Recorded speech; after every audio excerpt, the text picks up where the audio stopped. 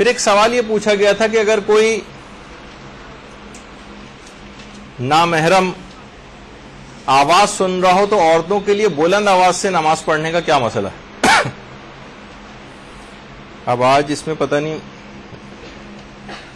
چلیں بہرحال پہلے تو اس کا مسئلہ بیان کر دیا جائے۔ آقا سیستانی فرماتے ہیں اگر کوئی نامحرم سننے والا موجود ہے تو پھر آہستہ ہی اس کو نماز پڑھنی چاہیے۔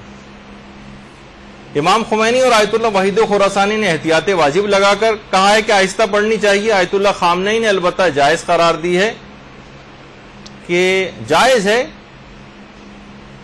کہ وہ آہستہ، واجب نہیں ہے اس کے لیے کہ وہ آہستہ پڑھے، البتہ بہتر یہی ہے کہ آہستہ پڑھ لی جائے۔ تو یہ آپ کو اختلاف مراجع کے اعتبار سے اگر کوئی نامحرم سننے والا وہاں پر موجود ہے تو اس لحاظ سے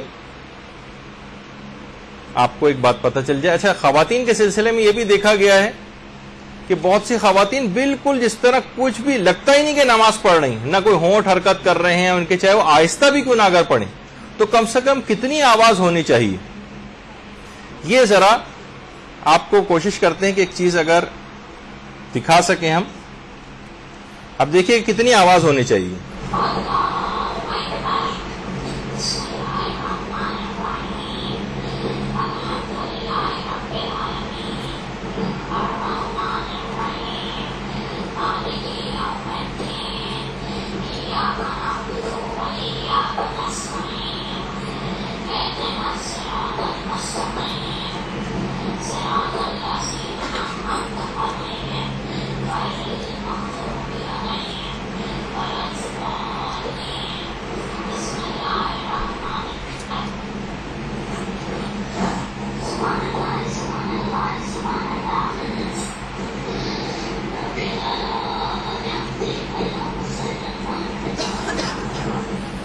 بس آپ کو یہ سمجھانا کا مقصد یہ تھا کہ بالکل خاموش نہیں کھڑے رہنا ہے، لیکن ہلکی سی ایک آواز کم سے کم وہ آپ کو ضرور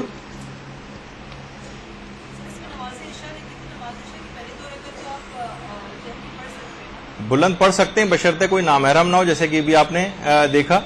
لیکن وہ نمازیں جو کہ آپ کو آہستہ بھی پڑھنی ہے تو بالکل یہ نہیں کہ آپ بالکل آواز کو، یعنی کوئی کسی بھی طرح کے نہ ہونٹ حرکت کر رہے ہیں نہ ہلکی سی زبان حرکت کر رہی ہے، بلکہ دل ہی دل میں نماز پڑھ رہے ہیں۔ یہ دل ہی دل والی نماز جو ہے یہ صحیح نہیں ہے، بلکہ کچھ نہ کچھ اتنی ہلکی کم سے کم آواز، اس کو بھی یہ نہیں کہا جائے گا کہ بالجہر پڑھی تھی کیونکہ ہم نے آواز کو بہت زیادہ کیا ہوا تھا، ورنہ سرگوشی میں ہلکی سی اس طرح سے کم آپ کے کان تک ہلکی سی آواز جائے کہ آپ کیا پڑھ رہے ہیں۔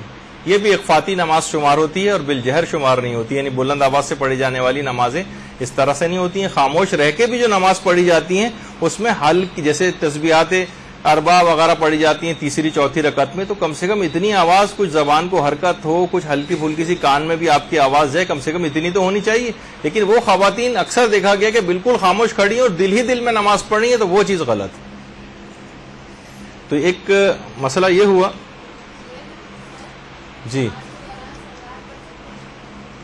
نماز کے دوران اگر پیغمبر اسلام کا نام نامی کان میں پڑے اس وقت درود بھیجنا جو ہے وہ مستحب ہے کہ درود بھیجا جائے، نماز کو روک دیا جائے، درود پڑھا جائے اور اس کے بعد نماز کو ویسے ہی کنٹینیو کیا جائے جیسے کہ چل رہی ہے۔ تو کیونکہ درود آپ نے سنا تھا کہ درود بھیجیے محمد و آل محمد۔